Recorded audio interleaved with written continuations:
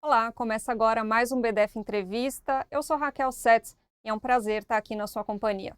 No dia 12 de junho, após a estreia da empresa SpaceX na Bolsa de Valores, Elon Musk se tornou o primeiro trilionário da história.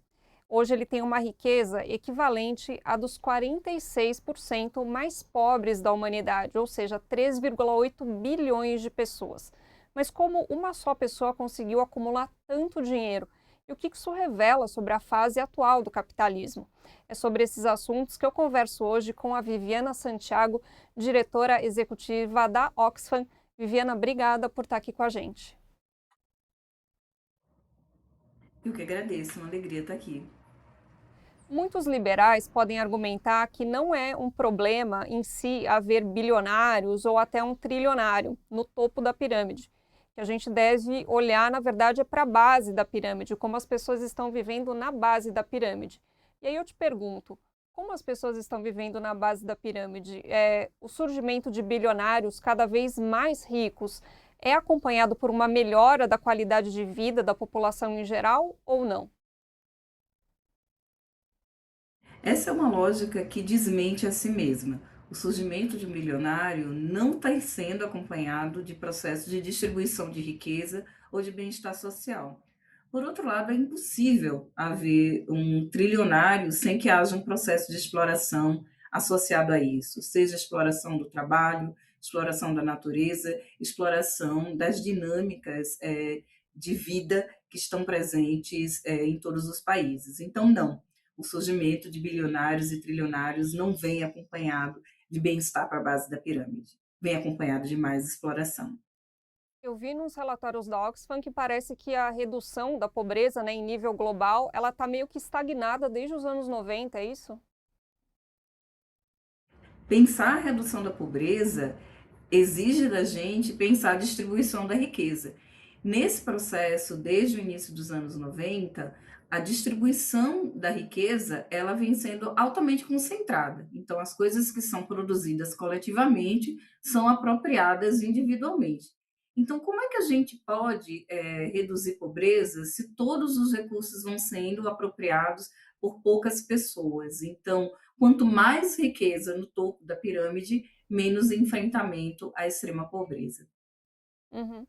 Eu vi num outro relatório da Oxfam que a riqueza coletiva dos bilionários no mundo, ela cresceu 2,5 trilhões de dólares em 2025. Então, se pegar toda a riqueza de todos os bilionários do mundo, esse foi o aumento da renda deles. E esse crescimento, só no ano de 2025, ele foi maior do que a soma dos 5 anos anteriores. 2025 foi o primeiro ano do segundo mandato do presidente Trump. Essas coisas estão interligadas, e quais outros fatores tornaram 2025 um ano tão bom para os super ricos? Pois é, não existe acaso nesse processo, né? A gente entende, né, que quando a gente tem a ascensão de um presidente bilionário, cercado, né, por assessores e assessoras bilionários, o que é que a gente tem então? Uma política feita para bilionários. Então, o presidente Donald Trump ele vai atuar fortemente na defesa do interesse desse grupo que o representa, o grupo do qual ele emerge e faz parte. E ele vai atuar nesse grupo e na defesa dos interesses desse grupo a partir, por exemplo, da interdição, né, de legislações que possibilitariam maior distribuição da riqueza, a interdição de legislação que tem o interesse, né, de organizar as relações entre as empresas, distribuir regulação, por exemplo, entre setores e entre práticas empresariais. Então, ele atua fortemente, né, principalmente contra a regulação de setores. E o que, é que a gente tem com isso? A gente tem a possibilidade do lucro aumentado exponencialmente. E os resultados mostram que não é teoria da conspiração, não é teoria de esquerdopata, é a prática de um sistema de proteção de interesse da extrema riqueza dando muito certo. Uhum. Você consegue trazer alguns exemplos de políticas desse segundo governo Trump que ajudaram, né, a essa concentração de riqueza? A atuação do presidente Trump, por exemplo, né, no enfrentamento a possibilidade de regulação de setores, como, por exemplo, os setores da Big Tech, de Big Techs, né? Isso faz com que esse setor ele possa atuar sem restrições. E ele vem sendo uma das mais importantes vozes no mundo na tradução, né, dos interesses das Big Techs.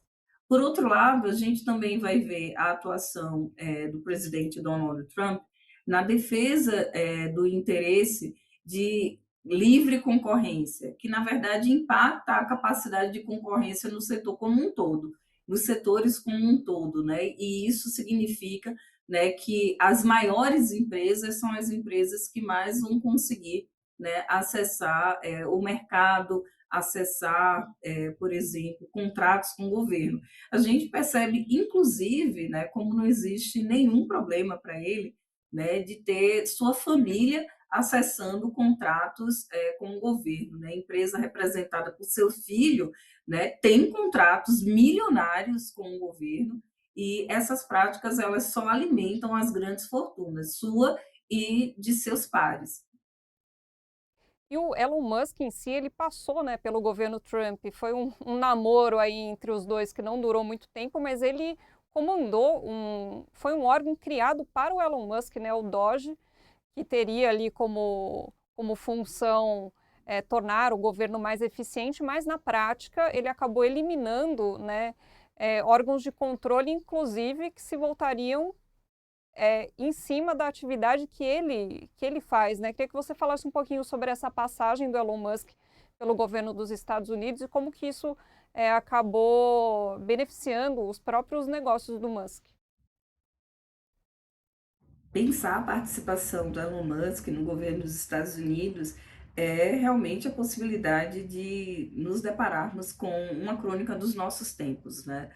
Pensar um bilionário atuando, né, naquilo que se chamaria a otimização do Estado, né, do governo, como é que a gente pensa a partir de mais eficiência, e na prática, eficiência se traduzia por cortes em educação, né, pensar todo o trabalho que se fez para desmontar secretarias de educação, e isso não é aleatório, né, de onde é que vem esse interesse em desmontar secretarias de educação, pensar, né, as restrições de órgãos de atuação, desmonte mesmo, de órgãos de controle, de monitoramento, regulatórios, que vão ter a capacidade de incidir, né, em freios, né, para extrema riqueza, freios para atuação, né, a partir de uma não ética, uma ética outra, uma falta de ética, né, de determinadas empresas, é uma decorrência desse processo. E pensar como que você desmonta o serviço público e desmonta o serviço público a partir de uma atuação que vai dizer desse serviço público como sendo ineficiente, caro, desnecessário, não entregando resultados, também é algo que a gente não pode desconsiderar.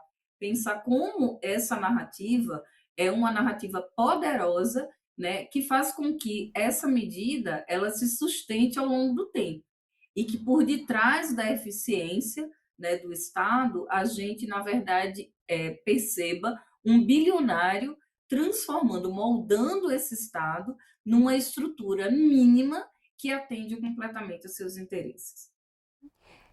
Que os super ricos, né, eles têm geralmente essa fixação por desmontar o Estado, mas pensando o Estado como Estado de bem-estar social, né? Então eles querem desmontar acesso à educação pública, à saúde pública. O que está por trás disso? O que está por trás dessa ideia de desmontar o Estado, desmontar os serviços públicos e a narrativa de precarização, né, de que esse serviço é caro, ele é ineficiente, é a tentativa de transformar tudo em serviço e que a gente deixe de entender, né, os direitos e passe a entender como serviços, mercadorias que podem ser compradas e que, se podem ser compradas, devem ser vendidas. Então, a gente desmonta o estado de proteção social, esse estado se torna um estado mínimo, mas as nossas necessidades elas não se reduziram. Então, o que a gente vai ver na prática é que a gente elimina a possibilidade do acesso gratuito, mas a gente não elimina com isso a necessidade de acessar serviços, então esses serviços passam a ser comprados. E se passam a ser comprados, devem ser vendidos, e essa mesma elite que desmonta é a elite que oferece esses serviços a preços nada módicos, né, e que continua, então, o seu processo de lucro infinito. Uhum. Tem uma outra questão que eu acho que é importante a gente entrar, que é a questão dos impostos, né? E se a gente pegar o caso da SpaceX, ele é bem extremo e bem ele retrata bem, né, esse problema. Tem um relatório da Oxfam que diz que desde a fundação da SpaceX em 2002, ou quase 25 anos atrás, ela tem dito, a empresa tem dito aos investidores que provavelmente nunca vai ter que pagar imposto. E aí eu te pergunto, de fato ela paga muito pouco imposto, né, quase nada, e quais brechas na lei ou quais leis específicas tornaram isso possível, né? Porque é uma empresa gigantesca de um cara que hoje é trilionário e não está pagando imposto. Como que isso foi possível? Pensar nessa guerra dos impostos, né?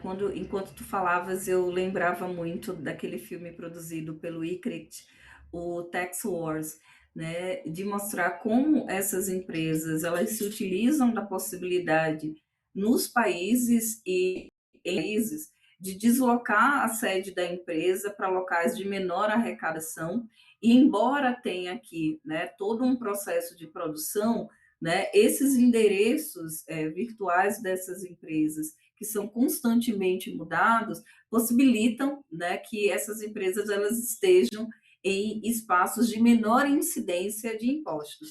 Uma outra questão também é como dentro dos próprios países essas empresas elas acabam acessando também processos de isenções, de subvenções que na prática zeram, né, o pagamento de impostos. Um exemplo, por exemplo, desde a década de 90 que o Brasil não tributa lucros e dividendos, né? Então, pensar na prática aqui no Brasil, a gente consegue ver como uma mãe solo negra, né, chefe de família, na prática, paga mais imposto do que um bilionário, proporcionalmente. Porque para ela, e pensando a regressividade, né, do nosso sistema tributário, incide uma carga tributária muito maior do que a carga tributária que incide sobre esse indivíduo bilionário aqui no Brasil. Então, essas brechas na legislação local, entre os estados de um próprio país e entre os países, possibilita esse movimento, né, de sedes jurídicas de empresa para que o processo de captação de impostos ele seja reduzido ou anulado. Uhum. A Oxfam defende que essa concentração de riqueza não é compatível com a democracia. Eu queria que você explicasse um pouquinho o porquê e como que a desigualdade de renda gera desigualdade política. Hoje a gente entende que na prática a gente vive a solução que é um dólar, um voto, que quanto mais a gente tem riqueza se multiplicando dessa forma no mundo, essa riqueza ela vai se traduzindo em poder político, seja poder político na dimensão de influência, né, sobre os estados, de que quem tem essa quantidade de dinheiro influencia muito, né, o estado influencia muito a tomada de decisões. Um exemplo é o que está acontecendo hoje no Banco Master. A gente pensar como o Vorcaro, ele, com os seus recursos, ele conseguia incidir no processo do próprio Estado. Então, a sua riqueza, ela garantia a ele um poder político. E isso é uma regra na nossa democracia. E também garante com que essas próprias pessoas elas passem a ocupar o Estado. A possibilidade, né, é milhares de vezes maior de um super rico ocupar um cargo na política do que um cidadão, uma cidadã, né, de renda média, milhares de vezes maior.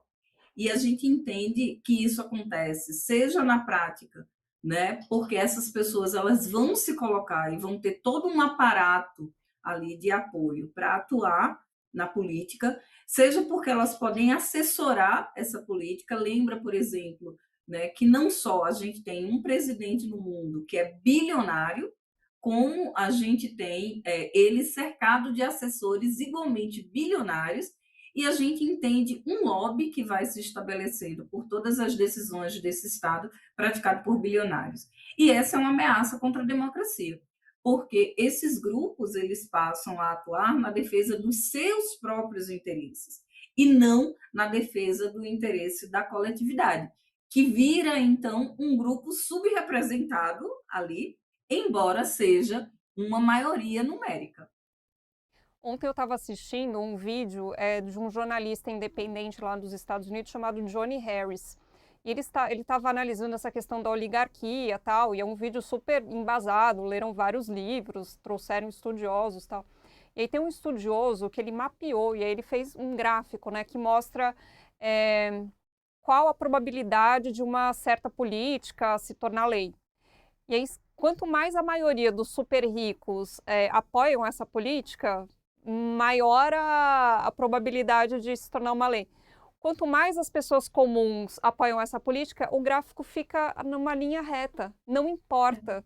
Então, assim, realmente não tem aí uma democracia plena, tá? A gente está falando, aí eles estudaram o caso estadunidense, mas no Brasil acho que é bem similar também, né?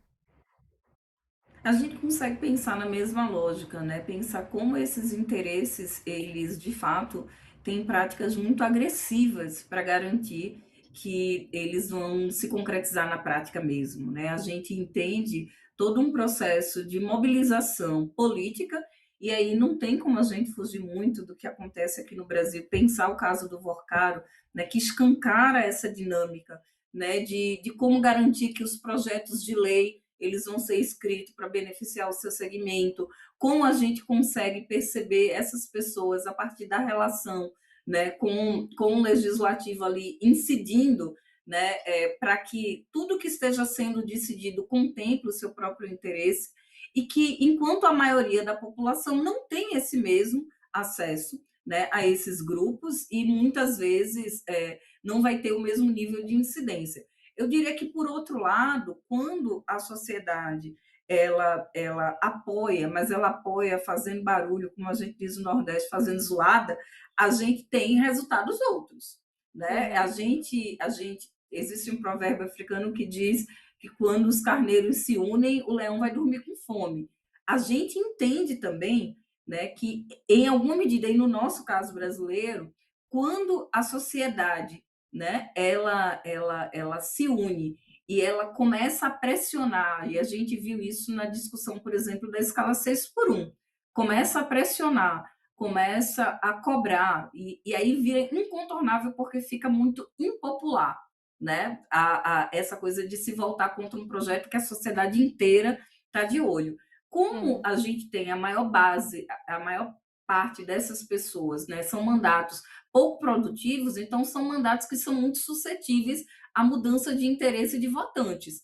Então, quando essas pessoas percebem que não está tão popular, então elas mudam a sua atuação, o que diz para a gente, né, que a participação, né, essa democracia mais participativa, ela conseguiria nos dar algumas vantagens neste jogo. Não definir o jogo, mas quiçá mais algumas vantagens.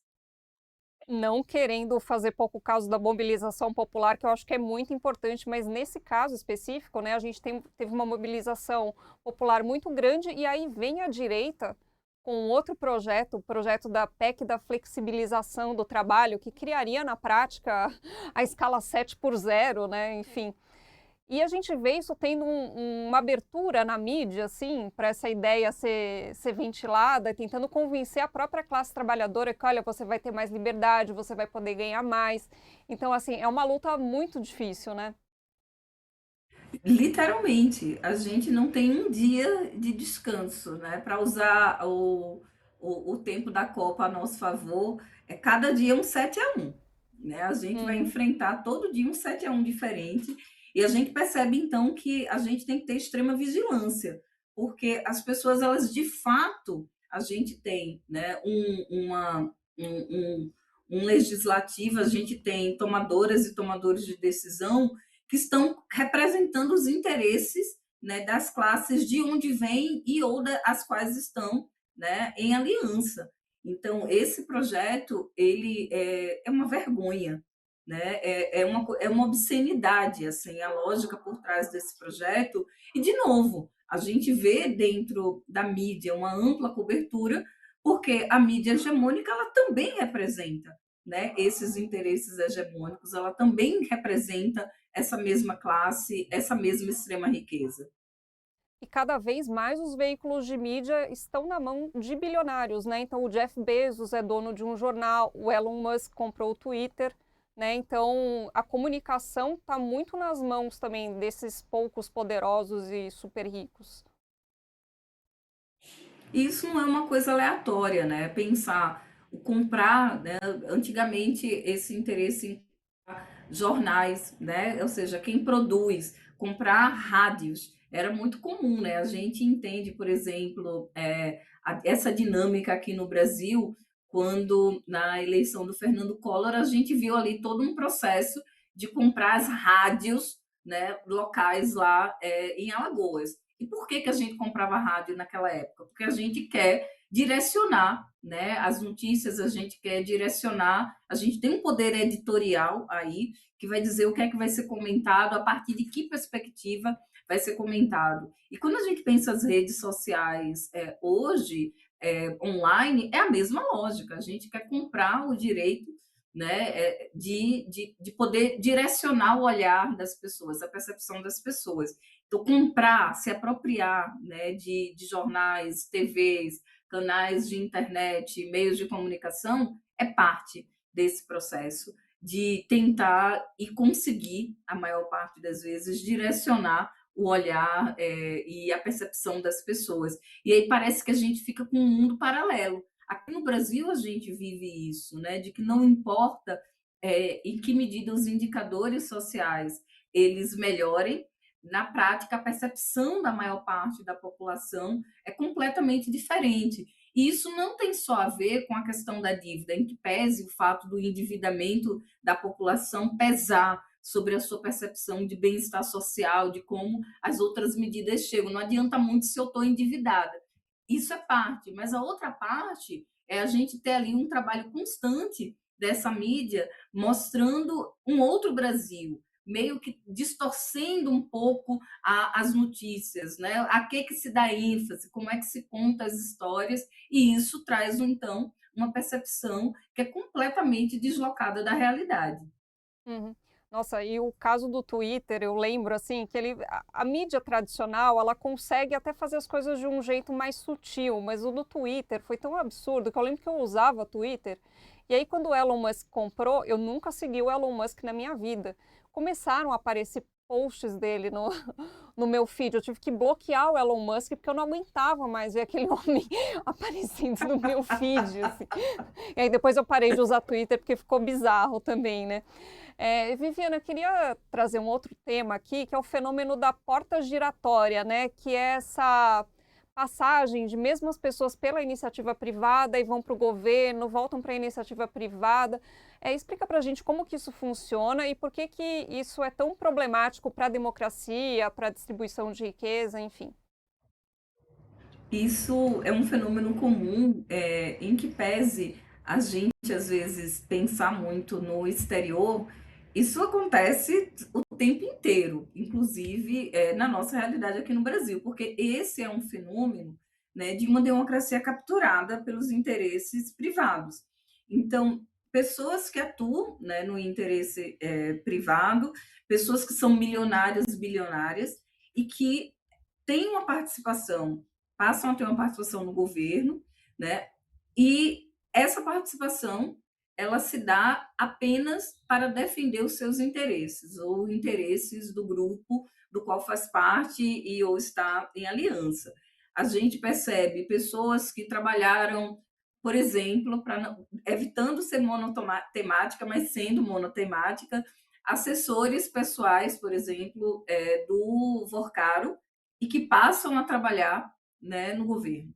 O que é que significa isso? Essas pessoas elas vão tentar atuar aí para garantir medidas que beneficiem o Banco Master. Uhum. E isso acontece o tempo inteiro. Pessoas que construíram uma carreira, né? Pessoas que mandatos, por exemplo, quando a gente percebe pessoas que estão aí, representantes do agro, representantes da indústria, né? Que estão aí, né? Com mandatos e esse mandato faz o quê? Busca o tempo inteiro trazer benefícios para o grupo do qual essa pessoa vem e representa, né? E muitas vezes, quando a pessoa volta para a iniciativa privada, ela tem os contatos dentro do governo, sabe várias coisas sobre o funcionamento da máquina pública, né? Então é um sistema que vai se retroalimentando. Exatamente. E eu acho que esse, para mim, é o principal risco, né? É que não é que como se essa pessoa ela não está no governo, então essa pessoa ela deixou de atuar dessa forma. Não, ela continua atuando. Inclusive o perfil dela é o passe vale mais, né? Porque agora é uma pessoa que tem contatos, entende os mecanismos, ela tem muito mais valor para esse setor privado do que ela tinha antes quando ela saiu para defender esse interesse atuando no governo, né? Então, é por isso que no nosso relatório a gente pede que haja uma regulamentação desse processo, que haja um Uhum. tempo aí mínimo, né? De olha, deixei a iniciativa privada, quanto tempo, né, para poder ocupar um cargo equivalente no governo? Deixei o governo, quanto tempo, né, aí para equipar e um tempo que seja um tempo de fato que se estruture, que possa dar uma pausa entre o nível de influência, né, que essa pessoa exercia no governo e a possibilidade de usar essa influência a favor da iniciativa privada. É muito desafiador, né, pensar, e eu acho que é preciso muita imaginação política para que a gente possa coletivamente pensar em maneiras de interditar o uso desse poder, a continuidade de uso dessa influência. Falando em termos mais concretos, qual seria aí um intervalo de tempo minimamente sensato? Eu penso que o intervalo de tempo ideal seria de um mandato. Por exemplo, se eu ocupei uma posição nesse mandato legislativo, eu não posso mudar de posição ainda dentro desse mandato.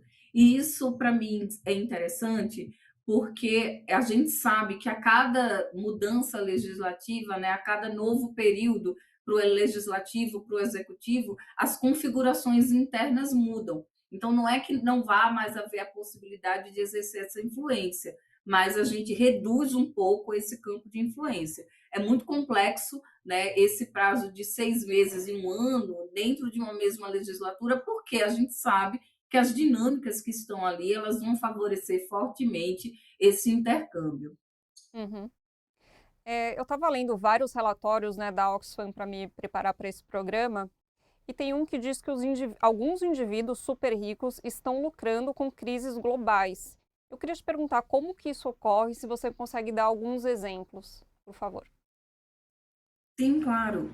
Pensar que essas pessoas, como eu falei anteriormente, entendem os direitos como mercadorias e o processo de prover direitos não seria, então, uma dinâmica estatal, mas seria principalmente uma dinâmica de oferta de serviços, né, de compra e venda de serviços.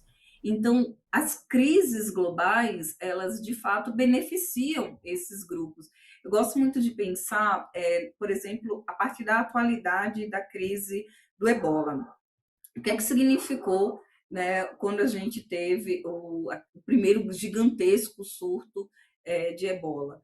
A gente tem um processo ali de tentativa de construção, né, de novas, de uma vacina. E aí a gente vai ter esse consórcio, né, dos países, dos governos e das empresas ali naquele momento, para que a gente possa ter a oferta da vacina.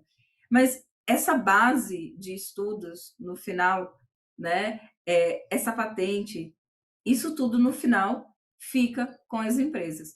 E aí o que volta para os governos e que poderia gerar, por exemplo, a capacidade de resiliência, não volta. Então, significa dizer que está tudo na Europa e que quando a gente tem agora esse novo surto, a possibilidade, né, de intervenção imediata desses estados ela é zero, Porque quem ficou com toda a aprendizagem e que, inclusive, fruto desse investimento, né, que é um investimento de governos, foram as empresas. Quando a gente pensa, por exemplo, né, nessas crises relacionadas ao processo de alimentação, né, fome no mundo, né, fome é uma das coisas que faz com que essas empresas lucrem mais, por conta da alta do preço de alimentos. Por exemplo, a crise climática, ela ajuda a gente a identificar que a alta de preços ela é algo que ela vai se dando continuamente, a despeito de a gente perceber contextos que são contextos humanitários. O preço sobe e continua subindo. E essa é a lógica do mercado, né? De que as crises elas possibilitem sempre a alta dos preços. Não, eu lembro durante a pandemia no Brasil, né, que a gente teve a dobradinha maravilhosa de pandemia e Bolsonaro, que o preço do arroz ficou muito alto, porque como o dólar estava alto, os produtores preferiam vender para fora do país e o que ficava dentro do país era inflacionado, porque, né, havia uma demanda muito maior do que a oferta. Então, realmente, às vezes uma crise é um prato cheio, né, para os super ricos ficarem ainda mais ricos. É uma lógica outra, porque essa ética, né, do direito, a ética, né, da garantia, né, de que as pessoas tenham as suas necessidades atendidas, essa não é a ética desse grupo. Muito pelo contrário, o que a gente tem visto na prática é um grupo que vai atuar fortemente pelo processo de interdição, né, de direitos para continuar lucrando. Quando a gente entende toda a resistência, por exemplo, dos setores produtivos a, a, ao fim da escala 6 por 1, é uma resistência que vem da perspectiva de que não quero investir mais em trabalhadoras e trabalhadores. Eu quero que todo o dinheiro que possa se transformar em lucro se transforme em lucro. Então, é uma outra lógica. A gente está falando de coisas como você ter o direito de ver seu filho crescer, na Uhum. prática, né, quando a gente diz assim, essa é uma jornada que impede a pessoa de ver sua família, impede essa. E quando a gente pensa, por exemplo, na dinâmica de trabalhadoras e trabalhadores rurais, isso vira uma jornada infinita. Quando a gente pensa na necessidade de se preparar para o trabalho, o tempo a serviço do empregador no deslocamento para a produção, e as pessoas dizerem não, eu sou contra isso. E, ou seja, você é contra a vida, você é contra o bem-estar social, porque você só pensa em lucro. Uhum. Daqui a pouco eu quero entrar no tema de como que a gente consegue, como a gente poderia reverter esse quadro, né? Mas agora ainda na seção depressão, eu queria trazer alguns dados aqui que eu peguei na Forbes sobre concentração de riqueza e que eu fiquei muito impressionada.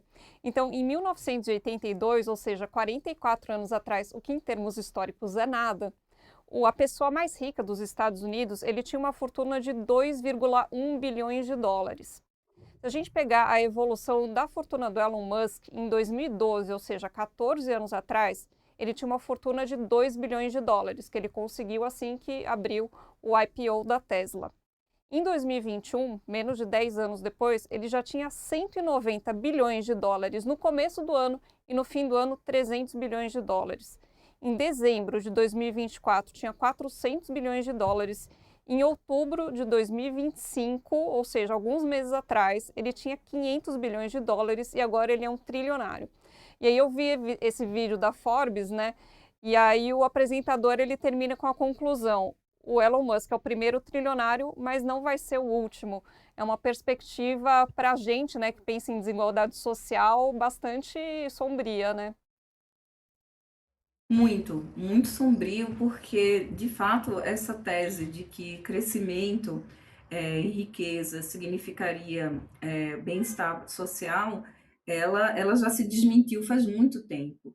Porque, na prática, o que tem acontecido é um processo de aumento de concentração. A concentração de renda ela nunca se deu como ela se dá hoje em níveis globais, né? E ao mesmo tempo, né, os estados eles, ao não optarem pela redistribuição, eles vêm atuando numa perspectiva também repressiva, né, de entender como a gente tem esses mesmos processos alimentando protestos nos países que são duramente reprimidos. E, claro, a base desses protestos, no fundo, é a inquietação com esse estado de pobreza, de falta de acesso a serviços e produtos, né? E, na prática, a resposta vem sendo sempre repressão e não redistribuição. Então, é sombrio por todos os lados, né?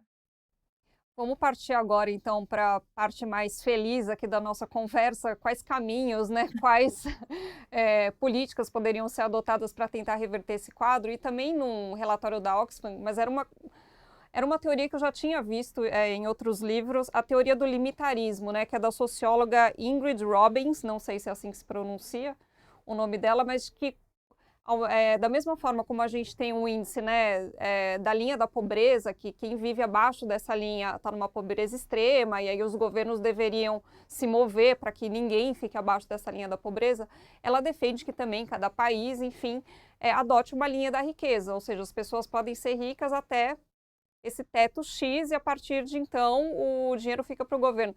Enfim, explica um pouquinho melhor o que é esse conceito e qual é se ele já foi aplicado em algum lugar, como ele poderia ser aplicado, enfim.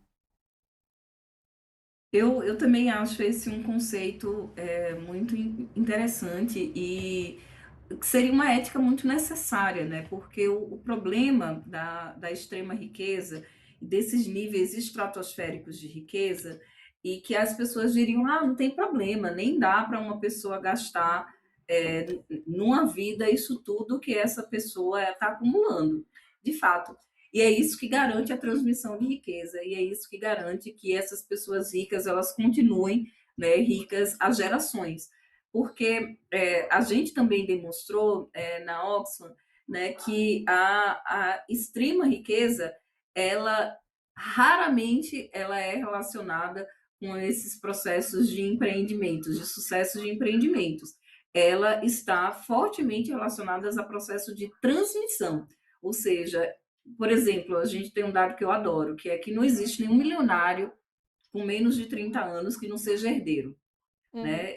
Ou seja, o problema dessa riqueza infinita é que ela passa de gerações a gerações e a gente não tem uma mudança de cenário. Então, quando a gente tem um teto sobre essa riqueza, primeiro que a gente possibilita que haja distribuição. A partir daqui, a gente não acumula mais, a partir daqui, isso precisa voltar. E esse conceito, ele se baseia na ideia de que a riqueza, ela é socialmente, coletivamente produzida. Portanto, não é justo nem ético que ela seja apropriada individualmente dessa maneira, que ela siga sendo apropriada dessa maneira, né? Existe algum país ou alguma iniciativa que tenha tentado colocar esse teto da riqueza ou por enquanto está só na teoria? Por enquanto é um sonho, né? E que vem sendo discutido, mas eu acho que, por exemplo, pensar as iniciativas em torno de taxação dos super ricos, elas vêm fortemente inspiradas por essa ideia, mas que ainda é uma ideia. Uhum. Mas a taxação não tem um limite para a riqueza, né? A pessoa só vai pagar mais imposto, mas não é uma ideia tão radical assim. Não, mas eu acredito, né, que seria a ideia, vamos dizer assim, o que é que seria mais possível de acontecer, né? E aí eu penso em termos de taxação, que a gente precisa aumentar essas alíquotas. Eu acho que a sociedade ela precisa, né, fazer um movimento muito forte de dizer assim, olha, uma pessoa que, que tem tanto, eu acho que a ideia central aqui é pensar nessa no que vem sendo produzido, nessa riqueza, como sendo produzida coletivamente. Então, ela precisa devolver mais.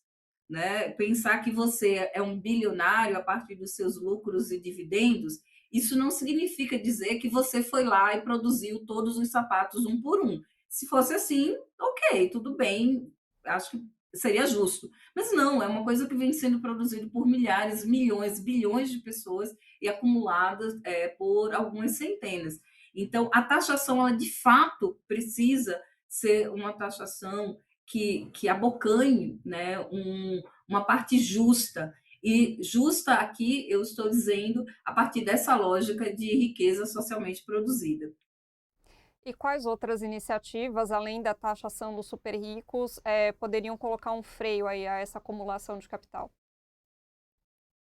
Tem a taxação, ou seja, que a gente possa ter, né, esse processo de as pessoas, a taxação sobre, né, a renda, mas principalmente sobre patrimônio. A gente tem ao redor do mundo uma dificuldade muito grande de tributar, né, patrimônios. E aí a gente tocaria na riqueza dessas pessoas, porque a renda não é nada, né? Pensar o que essas pessoas ganham mensalmente, mas o patrimônio, pensar também como é que a gente tributa a transmissão de riqueza, porque a maioria dos países do mundo, inclusive o Brasil, não tributa, né, herança, não tem uma tributação que de fato seja efetiva, e é isso que garante, né, que essa riqueza ela permaneça nesses grupos. Concretamente, fechar essa porta giratória, ou seja, interditar essa possibilidade de que as pessoas elas estejam atuando.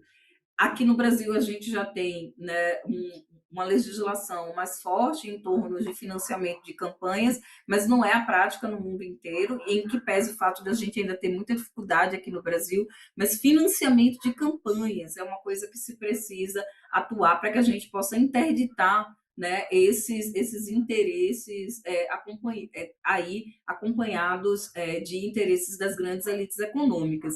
Na prática, concretamente, pensar nos processos de subvenção e isenção, porque subvenção e isenção fiscal faz com que o dinheiro ele permaneça conectado a esses grupos e que não haja, portanto, mais recurso para as políticas de base, né? E evitar as medidas de austeridade, porque na prática elas apenas impactam a população mais pobre. Só para finalizar, como que você avalia, o avanço ou não avanço, dessas medidas no Brasil, pensando aqui no governo Lula 3? Nós temos um contexto de muito desafio no governo Lula 3. É, a política econômica ela se estruturou, né, ela tentou, em alguma medida, né, a partir da reforma, né, de pensar o processo de uma tributação, né, que ela fosse menos regressiva e pensar, né, essa reforma, né, do consumo, por exemplo, conseguindo dar alguns passos, mas a gente sabe que não foi suficiente. A reforma da renda é igual, né? Pensar quando a gente tem a isenção do imposto de renda para pessoas que pagam até R$ 5.000 e uma alíquota adicional para pessoas de alta renda, são tentativas que apontam um caminho que deve ser seguido para medidas mais robustas, porque a gente sabe que essas não foram suficientes. Hoje, pensar o processo de subvenção e isenção, né, relacionado a essas grandes empresas, grandes corporações, ainda não vem se dado de forma suficiente, mas o nosso principal desafio hoje, em termos de bem-estar social, é a captura do orçamento do Estado pelas emendas. Né? E aí a gente tem uma captura do orçamento do Estado e a necessidade de investimento em políticas sociais e na prática, o que é que acontece é que a gente sabe que essas políticas elas vão ser muito mais impactadas porque o Estado perde a sua capacidade de financiar a si mesmo, né? E aí muito mais relacionado com reformas que a gente precisa fazer em torno de ética no legislativo, né? Viviana, super obrigada pela nossa conversa. Nosso tempo chegou ao fim. Agradeço e até uma próxima.